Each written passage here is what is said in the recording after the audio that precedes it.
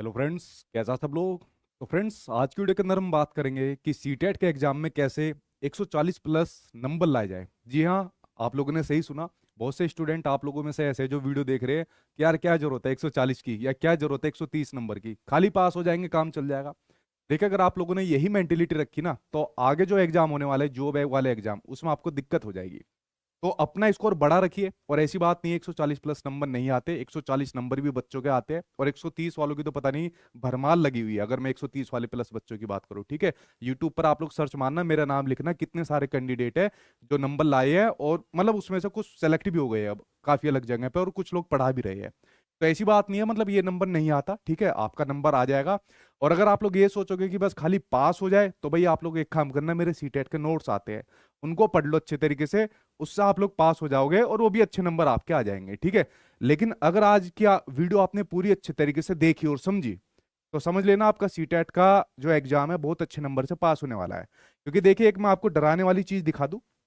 I hope आप लोगों ने इसको देख लिया होगा। ये जो भी पिछला सीटेट गया है आपका, जो अगस्त के अंदर हुआ था, ये जो पेपर 1 और पेपर 2 के अंदर पास होने वाले कैंडिडेट है, उनकी संख्या यहाँ पर दी हुई है।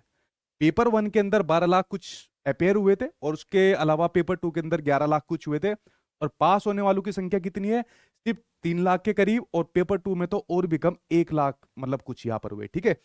तो आप लोगों ने देखा कि जो स्टूडेंट ये इतना कम स्कोर यहाँ पर कर पाते हैं, उसकी क्या मतलब वजह होती है, क्यों वो इतना कम स्कोर यहाँ पर कर पाते हैं, जबकि पास होने वालों की संख्या बहुत रहती है। आप लोगों ने पिछला रिजल्ट देखा होगा, तो मेरी वीडियो के अंदर ही कई हजार बच्चे तो वहीं पर आपको कमेंट करते हुए मिलेंगे। पिछली बार सीटेट के अंदर एक अपने आप में रिकॉर्ड बन गया, सीटेट का या टीचिंग एग्जाम को छोड़ दूं, या पूरे इंडिया के अंदर अपने आप में एक रिकॉर्ड बना। मैंने पिछली बार मैराथन क्लास डाली, और मैराथन क्लास के अंदर 70,000 प्लस, 70,000 लाइव के करीब बच्चे मतलब मैराथन क्लास के अंदर आए। बाकी सब्जेक्ट में भी 70 के करीब था, कोई 60 के करीब था। तो ये अपने आप में पूरे देश भर के अंदर रिकॉर्ड बन गया। शायद ही मतलब देश के अंदर एक दो चैनल होंगे जो इतनी संख्या में लाइव लाते हो, वरना ये कीर्तिमान पिछली बार वाले बच्चों ने बनवा दिया। बाकी सब्जेक्ट में भी किसी में 60 आए, 50 आए, इस प्रकार से ये रिकॉर्ड बना। उससे पहले भी जो सीटेट हुआ था, उसमें भी हमारा ही रिकॉर्ड था, मेरा। उस रिकॉर्ड को इस बार मैंने खुद ही तोड़ दिया। और उम्मीद रहेगी कि इस बार 1 लाख प्लस लाइव बच्चे आए, ये इस बार हम यहाँ पर कोशिश करेंगे।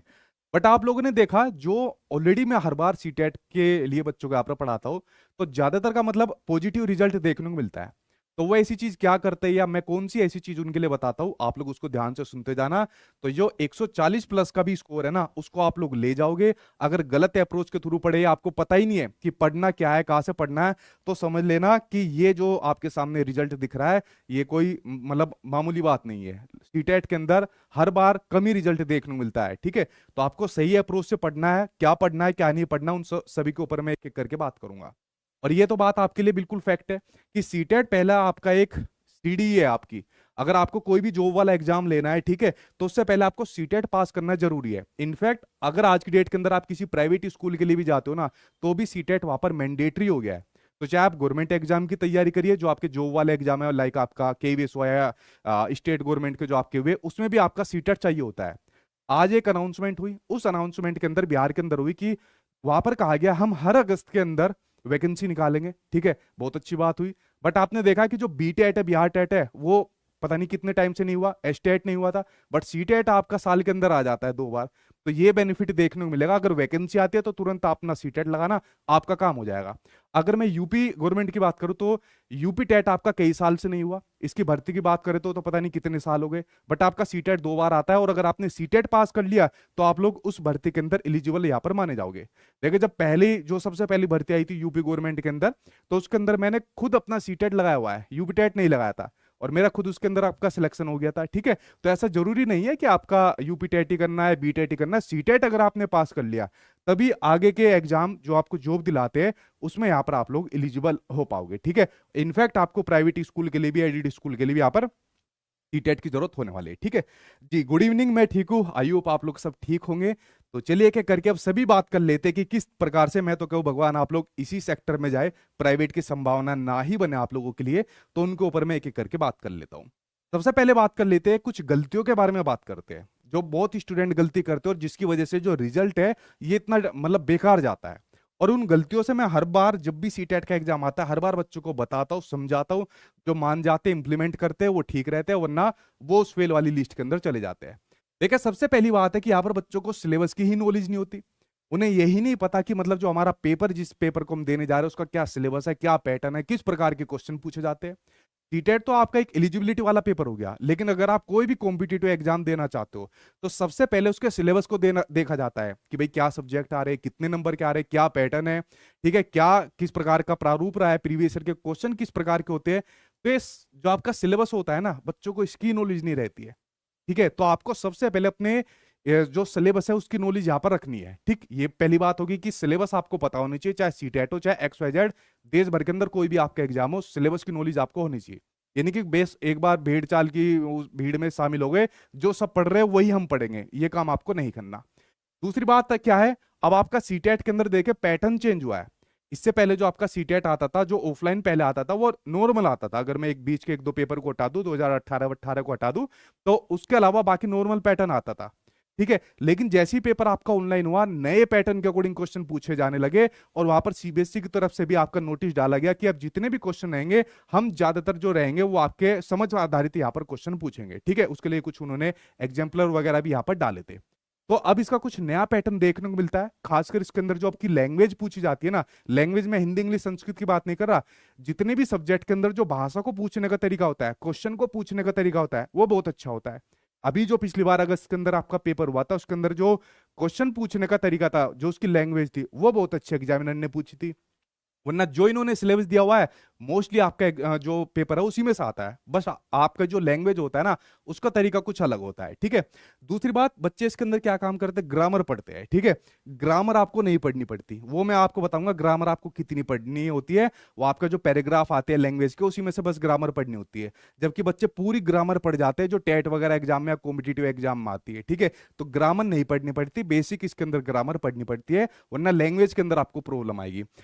अगली बात करते हैं पेडागोजी की। देखिए ये आपका ऐसा पेपर है जिसके अंदर लगभग आधे में तो आपकी पेडागोजी आ जाती है। अब पेडागोजी को आप लोग किसी बुक से भी पढ़ोगे ना, तो भी आपकी बात नहीं बनने वाली। पेडागोजी तो आपको कोई टीचर ही समझा सकता है।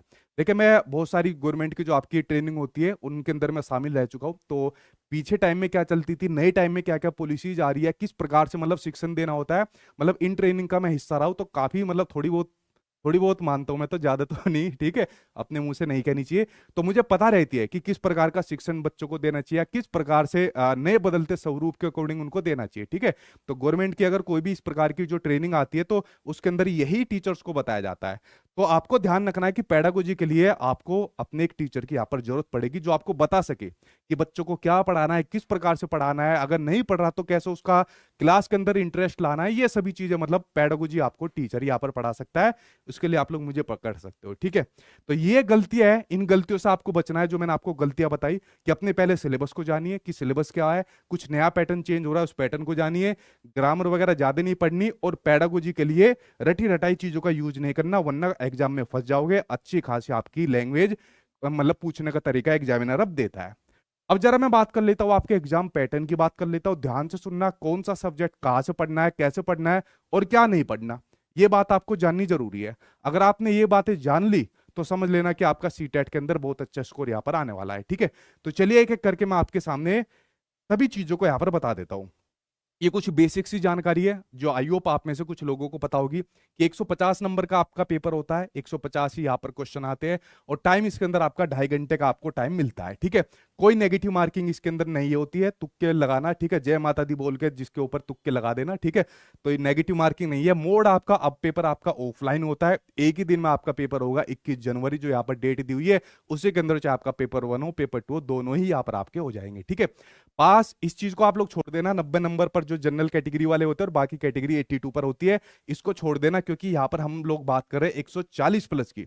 बड़ा स्कोर अगर आप लोग सोचोगे तो छोटे स्कोर, ये पास होने से तो आपको कोई रोक ही नहीं सकता है। ठीक है, और अगर आपने इस एग्जाम में तैयारी कर ली तो ये एक तरीके का बेस बनता है जो आगे आने वाले एग्जाम होते हैं जिनसे आपको जॉब मिलती है। ठीक है, उसके अलावा वैलिडिटी लाइफ टाइम होती है। मैं हमेशा अपने स्टूडेंट को एक बात कहता हूं कि सीटेट एक बार दो, अच्छे नंबर से उसको पास करो और फिर डीजी लॉकर के अंदर पड़ा रहने दो, दोबारा सीटेट के चक्कर में मत पड़ो, आगे आने वाले एग्जाम के लिए आप लोग तैयारी करिए। ठीक है, इसका स्ट्रक्चर मैं अभी एक एक करके बताता हूँ। कंटेंट आता है आधे में जो पेडागोजी आती है उसके बारे में मैं बात कर लेता हूँ एक एक सब्जेक्ट के ऊपर डिटेल में। ठीक है, देखिए ये आपका पेपर 1 है, पेपर 2 है, दोनों ही आपके 150 नंबर के आते हैं, जिसमें आपके यहाँ पर सब्जेक्ट लिखे हुए हैं। सीडीपी दोनों के अंदर आती है, ईवीएस मैथमेटिक्स, और दो लैंग्वेज आती है। दो में से कोई भी लैंग्वेज आप ले सकते हो, हिंदी लीजिए, इंग्लिश लीजिए, संस्कृत लीजिए, या जिसमें भी मतलब आपको लगता है कि कंफर्टेबल हो वो आप लोग यहाँ पर लैंग्वेज ले सकते हो, ठीक है। सेम उसी प्रकार से सब्जेक्ट यहाँ होते हैं, दो लैंग्वेज होती है, बस यहाँ पर सीडीपी के साथ में कुछ बच्चे सोशल साइंस लेते हैं, कुछ बच्चे यहाँ पर मैथ साइंस लेते हैं, और पेपर ये भी आपका 150 नंबर का होता है, ठीक है। तो एक बेसिक सी जानकारी मैंने आपको बताई। अब देखिए शुरुआत कर लेते हैं कि आपको क्या क्या चीजें पढ़नी है, क्या क्या कंटेंट आपके पास होनी चाहिए, कहाँ से तैयारी करनी है, और किन चीजों से थोड़ा आपको बच के रहना है, उनके ऊपर एक एक करके बात कर लेते हैं, ठीक है। चलिए भाई, सबसे पहले यहाँ पर शुरुआत कर लेते हैं आपके सामने जो दिख रहा है आपको कंटेंट के बारे में, ठीक है।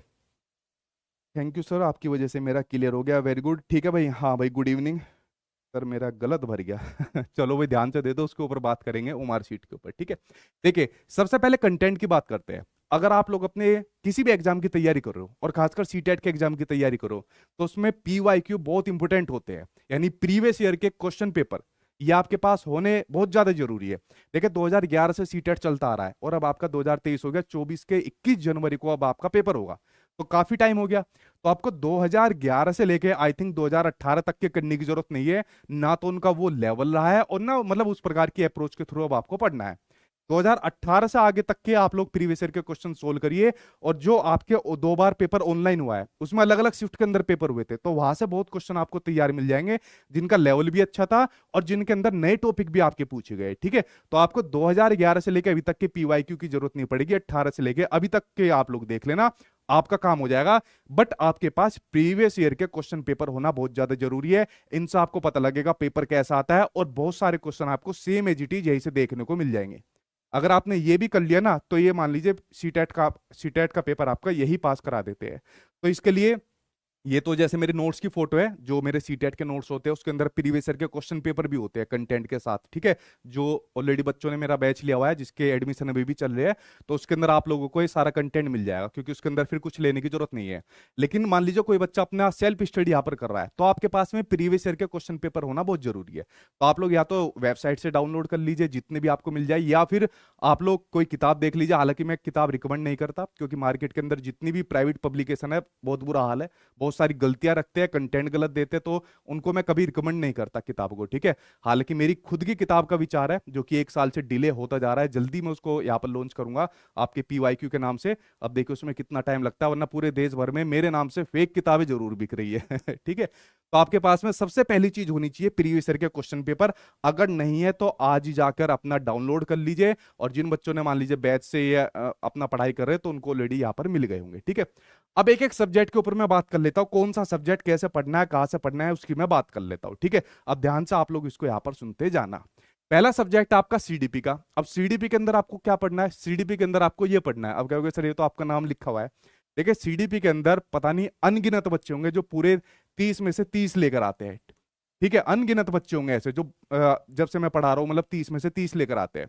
तो सीडीपी के लिए आप लोग ये जिम्मेदारी मेरे ऊपर छोड़ दीजिए, ठीक है। चाहे आप लोग बैच से पढ़ रहे हो या यूट्यूब से भी, जो मैं इसकी क्लास शुरू करूंगा कुछ टाइम के बाद में, तो सीडीपी इसका मैं अपने आप आपको करा दूंगा, कोई मतलब आपको और कुछ करने की जरूरत नहीं है, ठीक है। तो ये आप लोग मेरे ऊपर छोड़ दीजिए। अब इसके अंदर आप लोग चैप्टर के ऊपर मत जाना या सिलेबस के ऊपर मत जाना, एक वीडियो मैंने ऑलरेडी डाली हुई है कि सीडीपी का क्या सिलेबस होता है, दूसरे सब्जेक्ट में आपको कैसे हेल्प करती है, उसको यूट्यूब पर सर्च मारना, सीडीपी बाई सचिन चौधरी या CDP syllabus by Sachin sir, कुछ भी मान लेना, तो मतलब आपको वो वीडियो मिल जाएगी जिसमें मैंने सीडीपी में डिटेल में आपको सभी चैप्टर बताए हुए हैं। तो उसको आप लोग यहाँ पर देख लेना, ठीक है। उसको देख लेना, उसके अकॉर्डिंग तैयारी कर लेना, या फिर अगर कुछ नहीं करना चाहते तो इस भाई साहब को पकड़ लेना, ये करवा देगा आपकी, ठीक है। तो इसमें हमेशा हमको अपना स्कोर 30/30 का ही रखना है, ठीक। अगली बात करते हैं आगे के सब्जेक्ट के ऊपर, हम लोग यहाँ पर बात कर लेते हैं। देखिए अगर मैं अगले सब्जेक्ट की बात करूं, जो कि इंपोर्टेंट सब्जेक्ट है आपके, और ये आपके पेपर 2 के ऐसे सब्जेक्ट है जिनकी वजह से बच्चों का स्कोर कम आता है, इनके ऊपर मैं एक एक करके बात करता हूं। चाहे आपका ईवीएस हो पेपर फर्स्ट का, या पेपर सेकंड का सोशल साइंस हो और आपका साइंस हो, इसमें जो आपका मैक्सिमम कंटेंट आता है वो आता है आपका एनसीईआरटी की किताबों से। अगर आप लोग ईवीएस की तैयारी कर रहे हो तो समझ लीजिए क्लास 3rd, 4th और 5th क्लास की एनसीईआरटी की किताबें पढ़नी पड़ेगी। अगर आप लोग यहाँ पर सोशल साइंस और साइंस की तैयारी कर रहे हो तो क्लास 6, 7th और 8th की आपको एनसीईआरटी की किताबें पढ़नी पड़ेगी। एनसीईआरटी की किताबें आपको मस्ट है। जिस प्रकार से प्रीवियस ईयर के क्वेश्चन होना जरूरी है, उसी प्रकार से एनसीईआरटी आपके पास होना चाहिए। चाहे तो आप लोग दुकान से जाकर ले लीजिए, ऑनलाइन भी आजकल डाउनलोड हो जाएगी, ऑनलाइन ऑनलाइन डाउनलोड कर लीजिए, या जिन लोगों ने जैसे मेरे नोट्स या बैच लिया हुआ है उसके अंदर आपको एनसीईआरटी मिल जाएगी। जो भी आपको तरीका ठीक लगे आप लोग कर सकते हो, आपकी चॉइस है, मैं किसी को यहाँ पर कुछ नहीं कहूंगा, ठीक है। तो अगर मैं पहले बात करूं ईवीएस की, तो ये आपकी एनसीईआरटी है, थर्ड फोर्थ फिफ्थ क्लास की। मैक्सिमम जो आपका पेपर रहता है वो इसमें से ही आता है, ठीक है। पहले क्या होता था, जो पहले का पैटर्न था, पूरे 15 में से 15 नंबर इसी में से देखने को मिल जाते थे जो आपके कंटेंट के होते थे। बट क्या हुआ, जैसे एक बार 2018 के अंदर पेपर हुआ, फिर पेपर आपके जो दो ऑनलाइन पेपर हुए अलग अलग शिफ्ट के अंदर, वहां पर काफी क्वेश्चन इस वाली एनसीईआरटी में से पूछे गए। अलग अलग स्टेट के कल्चर के बारे में यहां पर दिया हुआ है, इसमें से कई क्वेश्चन यहां पर पूछे गए, और कुछ क्वेश्चन आपके साइंस के पूछे गए, जैसे जो अभी आपका पेपर हुआ है, कुछ क्वेश्चन आपके साइंस के पूछ लिए, या कुछ क्वेश्चन आपके ईवीएस रिलेटेड पूछे जाते हैं। तो अब पूरे में से पूरे 15 में से 15 नंबर इस वाली एनसीईआरटी को पढ़ के नहीं आते। हाँ, 15 में से 10-11 नंबर तक आप लोग इस एनसीईआरटी को पढ़कर ले आओगे, लेकिन अगर आपको सारी पढ़ने हैं तो आपको थोड़ी बहुत साइंस की नॉलेज होनी चाहिए, कुछ ईवीएस की थोड़ी बहुत नॉलेज होनी चाहिए, या नई वाली एनसीईआरटी की नॉलेज आपको होनी चाहिए, ठीक है। तो ये आपके पूरे में से पूरे नंबर दिला देगा कंटेंट के अंदर, अगर आप लोगों ने इसको तैयार करा। इसकी मैंने मैराथन क्लास डाली हुई है अपने यूट्यूब चैनल पर, या इसकी फ्री पीडीएफ भी मेरी एप्लीकेशन पर है, सचिन एकेडमी ऑफिशियल पर। वहां से आप लोग इसकी फ्री पीडीएफ को डाउनलोड कर सकते हो, क्योंकि इतनी बड़ी किताब है, पढ़ने बैठ गए ना दिमाग खराब हो जाएगा। बट इसका टॉप जो कंटेंट है मैंने निकाला हुआ है, ठीक है। तो ये आपको तीनों चीज इसके अंदर करनी है, और इसके साथ में पीवाईक्यू आपको करने हैं, हर सब्जेक्ट के साथ में आपको पीवाईक्यू जरूर करने हैं। बात करें इसकी पेडागोजी की, तो पेडागोजी भी आपको इसी जो आपकी एनसीईआरटी है इसी में से आपको पेडागोजी भी आपको तैयार हो जाएगी। जब आप लोग एनसीईआरटी की किताबें पढ़ते हो ना, तो जो भी पर्टिकुलर चैप्टर होता है उसके नीचे लिखा होता है शिक्षक के लिए संकेत, वो डायरेक्शन होते हैं कि आप टीचर के थ्रू ऐसी एक्टिविटी करा सकते हो, इस चैप्टर को इस माध्यम से पढ़ा सकते हो, ठीक है। तो वो एनसीईआरटी आपको पूरा हेल्प करेगी, ठीक। अगर मैं बात करूं आपके सोशल साइंस की बात करूं, इसके अंदर आपकी हिस्ट्री, पॉलिटी और ज्योग्राफी। देखिए सबसे बड़ी दिक्कत ये आती है यूट्यूब पर कराने में सोशल साइंस को, क्योंकि बहुत बड़ा सब्जेक्ट है अपने आप में, और इसको करा पाना बहुत टफ हो जाता है कि इसको पूरे ही सिलेबस को यूट्यूब पर करा सके।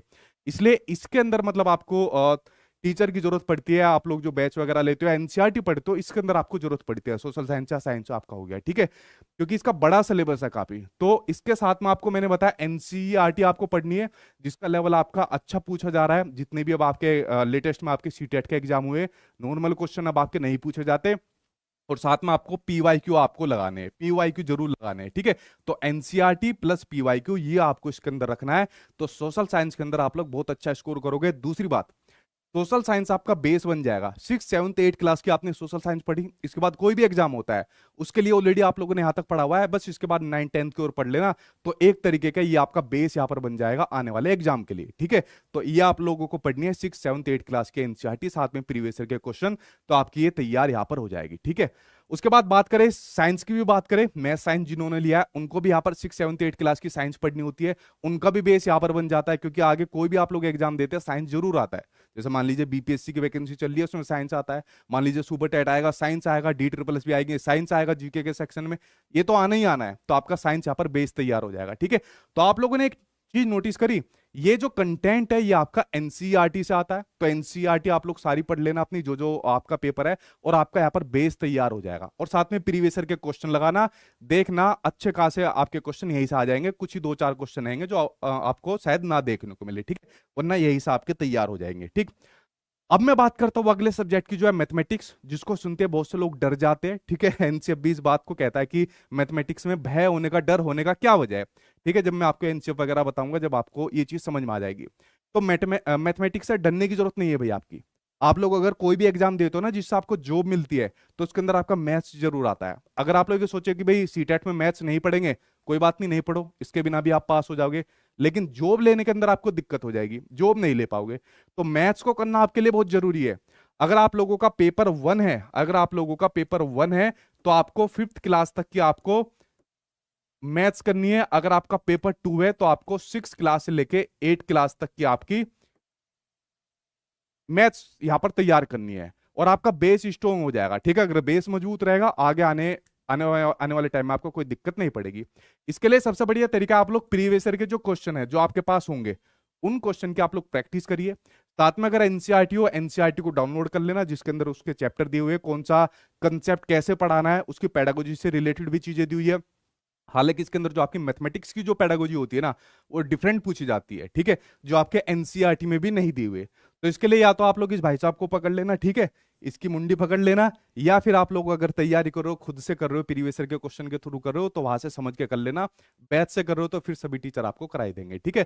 तो आपका जो मन करे वो कर लेना, लेकिन मैथ्स आपको हर हालात में करनी जरूर है अगर आपको गवर्नमेंट जॉब लेनी है, छोड़ नहीं सकते इसको, ठीक है। और इसमें देखिए, ये इतने सारे न्यूमेरिकल करा पाना यूट्यूब पर पॉसिबल नहीं होता, क्योंकि ये आपको कोई भी टीचर कंसेप्ट बता देगा, बट इसकी प्रैक्टिस आपको करनी जरूरी पड़ेगी। और मैं हर बात एक बात कहता हूँ, ठीक है, कि practice makes a man perfect. जो जितनी ज्यादा प्रैक्टिस करेगा उतनी ज्यादा अपना बाजी मार जाएगा, ठीक है। तो इसके अंदर आपको प्रैक्टिस ज्यादा से ज्यादा करनी है।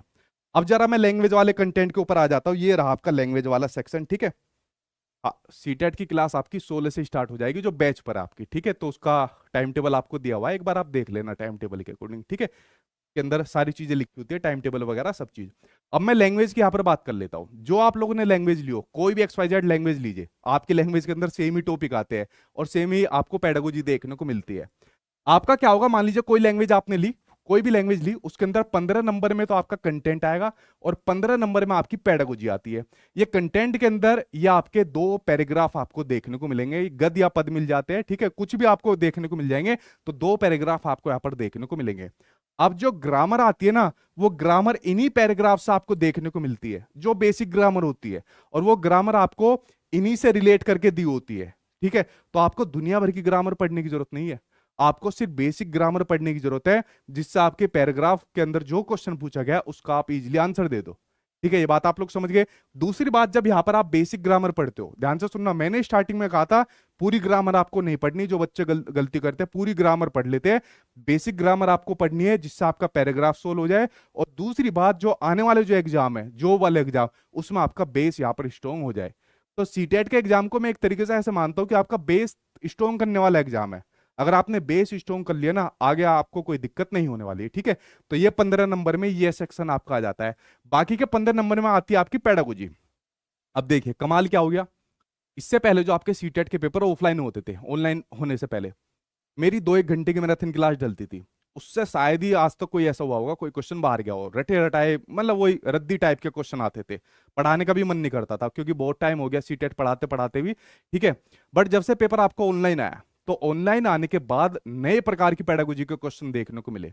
तो काफी अच्छा स्टैंडर्ड था। आप लोगों ने कोई भी लैंग्वेज लियो, हिंदी लियो, इंग्लिश लियो, संस्कृत लियो, कोई भी लियो, तो आप लोग देखना क्वेश्चन का जो लेवल का स्टैंडर्ड है वो बहुत अच्छा पूछा जाने लगा। और जो अभी लेटेस्ट आपका अगस्त के अंदर सीटेट का पेपर हुआ था, उस पेपर को उठा के देखना, उसमें कितने बढ़िया क्वेश्चन पूछे गए थे, मतलब जिनका लेवल था।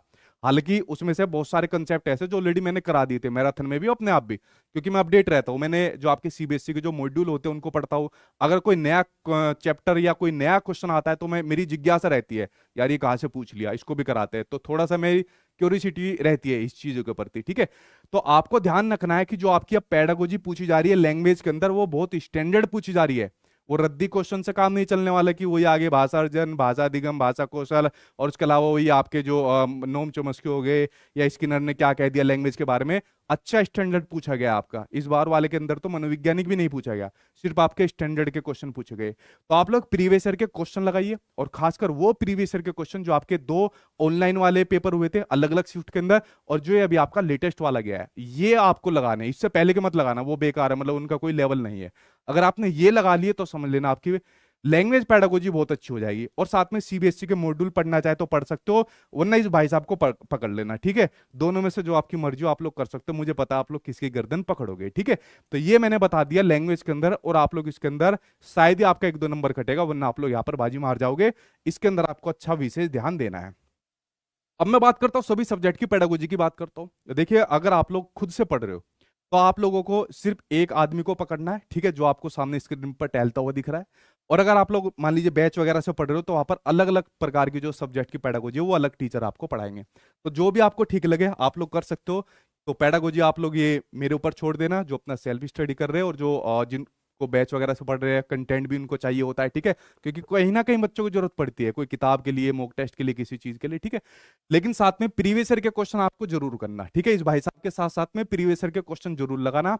और फिर आप लोग खुद देखना, जब आपका सीटेट का एग्जाम पास हो जाएगा तो आपकी मेंटेलिटी कैसे हो जाएगी बच्चों के प्रति, या किस प्रकार से उनको पढ़ाना होता है, किस प्रकार की चीजें नहीं करनी होती। और जब आपकी जॉब भी लग जाएगी ना, तो कुछ इसी प्रकार की ट्रेनिंग जब आपकी होगी, वो भी आपको ऐसे ही देखने को मिला करेगी, ठीक है। तो आपकी मेंटेलिटी चेंज हो जाएगी, पेडागोजी, अगर आप लोगों ने सही से इसको पढ़ा तो ये चीजें मैंने आपको बताई कि आपको क्या पढ़ना है, क्या नहीं पढ़ना। पहले अपना सिलेबस वगैरह जानकर, चैप्टर वगैरह लेकर, कंटेंट तैयार करके पढ़ना स्टार्ट कर दो। फिर उसके बाद क्वेश्चन आंसर की प्रैक्टिस करते जाओ। और जब लास्ट में आपका टाइम बचे, जैसे 21 जनवरी को आपका पेपर है, तो उसमें क्या काम करो, लास्ट के टाइम में टाइम मैनेजमेंट करो। देखिए, बात हो रही है अगर 140 प्लस नंबर की, तो 140 प्लस नंबर के लिए आपको अपने टाइम का मैनेजमेंट करना बहुत ज्यादा जरूरी है। आपको सारी चीजें आती है, पता है सब कुछ, लेकिन टाइम का मैनेजमेंट नहीं कर पा रहे, तो बात नहीं बनेगी। तो टाइम मैनेजमेंट के लिए सबसे बढ़िया तरीका है, ओमार सीट पर प्रैक्टिस करिए। दुकान से जाकर ओमार सीट ले आइए और उस पर जाकर वहां पर प्रैक्टिस करिए, क्योंकि यहां पर आपको अपने डिटेल बनने में आपको एक हैबिट पड़ जाएगी। वहां पर जो आपका रूम रहेगा उसके अंदर आपको दिक्कत नहीं रहेगी। यहाँ पर बच्चे गोले गलत भर देते हैं, एक लाइन के अंदर दो दो गोले भर देते हैं, फिर उसको काटते हैं, ठीक है। तो कई क्वेश्चन गोले गलत भरने में मतलब चले जाते हैं, कोई गोले छूट जाते हैं। देखो, मैंने भी बहुत सारे कॉम्पिटिटिव एग्जाम दिए, शायद मतलब मुझे याद नहीं आ रहा, मेरा किसी ना किसी गोले में गलती जरूर हुई है। कोई गोला छोड़ दिया, कहीं पर मान लीजिए दो गोले हो गए हैं, या गोला मोटा हो गया। तो बहुत कम एग्जाम है मतलब जहां मेरे गोले नहीं भरे गए, गलत भरे गए। तो ये प्रैक्टिस आप लोग जरूर करना, ठीक है, जिससे आप लोगों के नंबर बच जाएंगे, वरना आता हुआ नंबर यहाँ गलत कर दोगे। तो ओमार सीट के ऊपर आपको प्रैक्टिस अच्छी खासी करनी है। यहाँ पर मैं ऑनलाइन के समर्थक हूँ। ऑनलाइन पेपर होता है, क्लिक करो सीधा आपका आंसर। यहाँ गोले के अंदर दिक्कत होती है, तो ऑनलाइन ऑफलाइन दोनों के अपने फायदे भी है, नुकसान भी है। बट यहाँ ऑनलाइन आपका आगे चला जाता है, बट सीबीएसई ने ऑफलाइन कर दिया, क्योंकि उनका दिमाग यहाँ पर हिल गया था ऑनलाइन ले लेके, ठीक है। तो ये टाइम मैनेजमेंट है, सबसे लास्ट में आपको करना है। तो देखिए, जितनी चीजें मैंने आपको बताई, आई होप आपने उसको ध्यान से सुना होगा, ठीक है। और अगर आप लोग इस प्रकार से पढ़ोगे, तो मुझे नहीं लगता कि सीटेट के अंदर जो यहाँ पर लिखा हुआ है 140 प्लस का स्कोर, आप लोग उसको ना ला पाओ। 140 भी नहीं लाए तो 130 आपके जरूर आएंगे। और सबसे मेन बात है, आपका बेस स्ट्रांग हो जाएगा, इस वाली लिस्ट से आप लोग बाहर चले जाओगे। और किसी भी एग्जाम के आप लोग इसके बाद पेपर देना चाहते हो, तो उसमें आपको सीटेट चाहिए ही चाहिए, ठीक है। तो ये चीज आपको करनी है, जो एक एक करके मैंने सभी आपको बताई। यूट्यूब पर जो मेरी क्लास शुरू होगी, उसका टाइम टेबल मैं आपको बता दूंगा। बैच का ऑलरेडी मैंने आपको बताया हुआ है कि अब चाहे आपका पेपर फर्स्ट हो, पेपर सेकंड हो, या दोनों भी हो आपके, इनके आपके मेरी एप्लीकेशन सचिन एकेडमी ऑफिशियल पर आपकी क्लासेज स्टार्ट होने वाली है, जहां पर सारी फैकल्टी, एक्सपीरियंस फैकल्टी आपको मिलेगी। और उसके साथ में फिर आपको कोई कंटेंट लेने की जरूरत नहीं पड़ेगी, ना तो पीवाईक्यू प्रीवियस ईयर के क्वेश्चन, ना कोई एनसीईआरटी लेने की जरूरत पड़ेगी, ना कंटेंट के लिए जरूरत पड़ेगी, ना आपको मॉक टेस्ट की जरूरत पड़ेगी। ये सभी चीजें मतलब इसी के अंदर आपको देखने को मिल जाएगी। तो जो आपको ठीक लगे आप लोग इसके अंदर देख लेना। ये मेरी Sachin academy official application play store से जाकर आप लोग इसको डाउनलोड कर लेना, ठीक है। और चैनल को सब्सक्राइब कर लेना, जैसी क्लास शुरू होगी यूट्यूब पर वो चीज भी मैं आपके साथ यहाँ पर शेयर कर दूंगा, तो चैनल को सब्सक्राइब कर लेना। अब भी अगर आपका कोई क्वेश्चन है तो जल्दी से पूछिए, आपका क्या सवाल है, फिर मैं उसका आंसर दूंगा, फिर वरना यहाँ पर मैं वीडियो को स्टॉप करता हूँ, ठीक है। ठीक है भाई, ठीक है। सर पेन ड्राइव कोर्स भी मिलता है? नहीं भाई, पेन ड्राइव नहीं, ऑनलाइन ही कोर्स मिलता है, ठीक है। ठीक है, वेरी गुड। ठीक है, बात कैसे हो सकती है, अभी कर सकते हो बात आप लोग, और पूछिए। ठीक है, टीम का नंबर लिखा हुआ है भाई, जो आपको कहा गया टीम का नंबर, ये नंबर है, यहाँ पर व्हाट्सएप पर मैसेज कर देना, यहाँ पर आपको मैसेज आ जाएगा, ठीक है। और पूछिए। पीवाईक्यू भाई आपकी चॉइस है, अगर बैच लिया है तो इसी के अंदर सब आपको मिलेंगे, वरना आप लोग वेबसाइट से जाकर डाउनलोड कर सकते हैं, ठीक है। जो मेरी किताब जब आएगी तब मैं बता दूंगा, तब ले सकते हो, वरना ठीक है। ठीक है, वेरी गुड भाई आपका।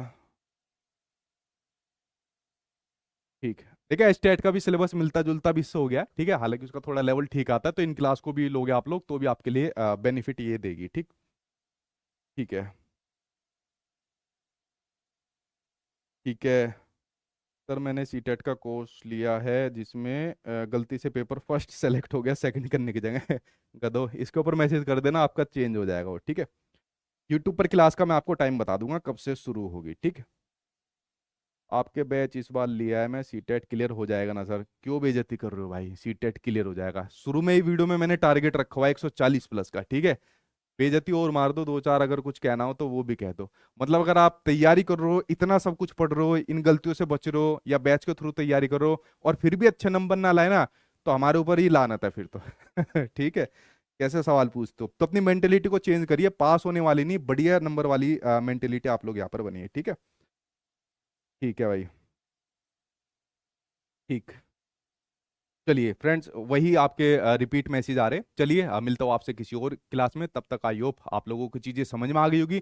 इंप्लीमेंट करना इन चीज़ों का जो मैंने आपको बताई है, सिलेबस वगैरह, पैटर्न वगैरह, पीवाईक्यू वगैरह, और उसके अकॉर्डिंग अपनी तैयारी करना। सेल्फ स्टडी करना चाहे तो सेल्फ स्टडी, वरना बैच के थ्रू करना चाहे तो बैच के थ्रू, जो भी आपको ठीक लगे। Thank you.